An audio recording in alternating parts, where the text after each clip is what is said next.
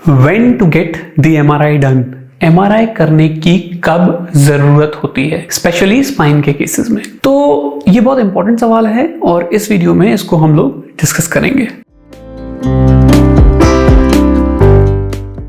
When to get the MRI done? MRI करने की कब जरूरत होती है, स्पेशली स्पाइन के केसेस में। तो ये बहुत इंपॉर्टेंट सवाल है और इस वीडियो में इसको हम लोग डिस्कस करेंगे। मेरा नाम डॉक्टर देवाशीष शर्मा है, मैं एक रीढ़ की हड्डी का विशेषज्ञ हूं और आज बात करते हैं स्पाइन एमआरआई के बारे में। तो spine MRI basically magnetic resonance imaging को कहते हैं, जिसमें कि ह्यूमन बॉडी को एक मैग्नेटिक कॉइल में जाने के बाद कुछ हाई रेजोल्यूशन इमेजेस ली जाती हैं, जिससे कि जो सॉफ्ट टिश्यू है वो बहुत ज्यादा क्लियर दिखाई देता है, जिसमें कि नर्व्स, मस्कुलेचर और अगर कोई इंजरी है तो वो सब देखा जा सकता है। अब इंपॉर्टेंट पर्सपेक्टिव ये है कि स्पाइन के केसेस में कब एमआरआई किया जाता है। तो यदि कोई स्पाइन का पेशेंट है जिसको कोई भी सिम्टम आ रहा है जो कि अलार्मिंग कैटेगरी का है,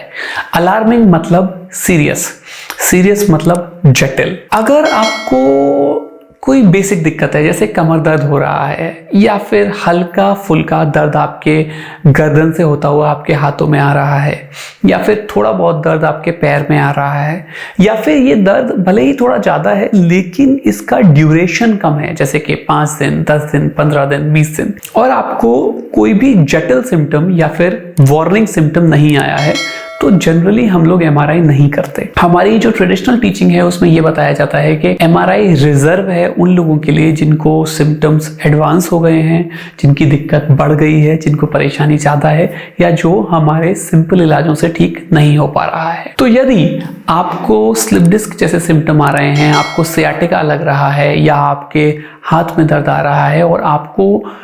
कोई भी वीकनेस यानी हाथों या पैरों में कमजोरी, कोई बैलेंस की दिक्कत, या फिर आपको चलने में भारीपन नहीं लग रहा है और ब्लैडर बॉवल की कोई समस्या नहीं है, तो फिर एमआरआई जनरली हम लोग नहीं कराते। एमआरआई हम रिजर्व करते हैं लॉन्ग सिम्टम्स के लिए या फिर जो मैंने सिम्टम्स एक्सप्लेन किए उनके लिए। तो स्लिप डिस्क का पेशेंट जब मेरे पास आता है और जब वो बताते हैं कि मेरी दिक्कत 5 दिन, 10 दिन, 15 दिन की है और वार्निंग सिम्टम्स नहीं है, तो मैं सिर्फ दवाइयाँ लिखता हूँ, या फिर कभी कभी दवाइयाँ भी नहीं लिखता, सिर्फ कंजर्वेटिव मैनेजमेंट जैसे फिजियोथेरेपी, एक्सरसाइज, अच्छे पोस्चर को अडॉप्ट करना, अच्छी लाइफस्टाइल जीना, अगर वेट ज़्यादा है तो वेट रिड्यूस करना, किसी पेशेंट को अगर स्मोकिंग की आदत है तो स्मोकिंग बंद करना, कोशिश करना कि आपकी जो जॉब है उसमें सेडेंट्री लाइफस्टाइल ना हो, थोड़ी एक्टिव लाइफस्टाइल हो,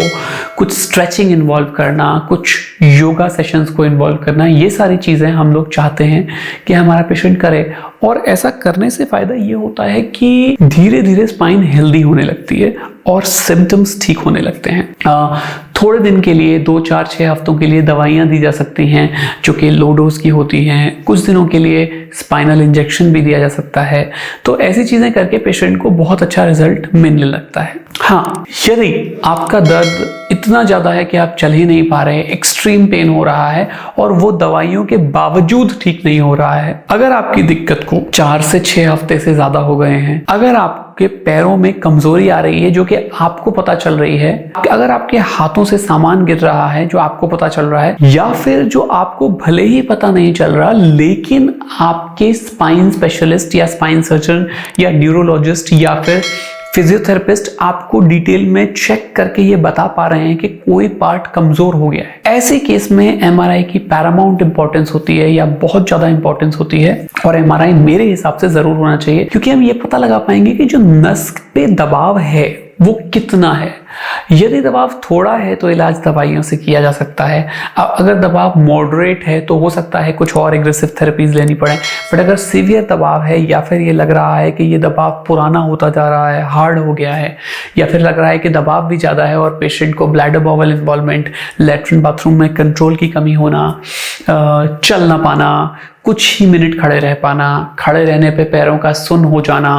और ये सब दिक्कतें लंबे समय से आ रही हैं, तो ऐसे केस में हम लोग पेशेंट को एमआरआई को देखते हैं और फिर ये डिसाइड करते हैं कि हो सकता है पेशेंट का इलाज दवाइयों से ना हो पाए, सेकेंड स्टेप में पेशेंट को इंजेक्शन या और कोई थेरेपी देनी पड़े। कुछ केसेस में अगर दवाइयाँ और इंजेक्शन और ये सब चीज़ें भी काम नहीं कर रही हैं या डॉक्टर को लग रहा है ये काम करेंगी ही नहीं, दबाव इतना ज़्यादा है, तो हम लोग पेशेंट को डायरेक्टली ये कहते हैं कि अब आपकी दिक्कत बढ़ गई है या एडवांस हो गई है, चाहिए तो आप एंडोस्कोपिक स्पाइन सर्जरी या माइक्रोस्कोपिक स्पाइन सर्जरी या जो डॉक्टर्स ओपन स्पाइन सर्जरी करते हैं वो रेकमेंड करते हैं। और ये सारी सर्जरीज डॉक्टर तभी रेकमेंड करते हैं जब उनको लगता है कि कंजर्वेटिव तरीके से इलाज पॉसिबल नहीं है, या पॉसिबल है भी तो जब तक ये इलाज हो पाएगा तब तक इस बात की संभावना है कि आपको लॉस जो हो रहा है वो परमानेंट हो जाए। तो उसको बचाने, उसको रोकने के लिए ये सारी चीज़ें की जाती हैं। तो मैं ये मानता हूँ कि अगर आपके सिम्टम्स बिगड़ रहे हैं, अगर आपको दिक्कत है तो स्पाइन डॉक्टर से मिलिए, स्पाइन सर्जन से कंसल्ट करिए,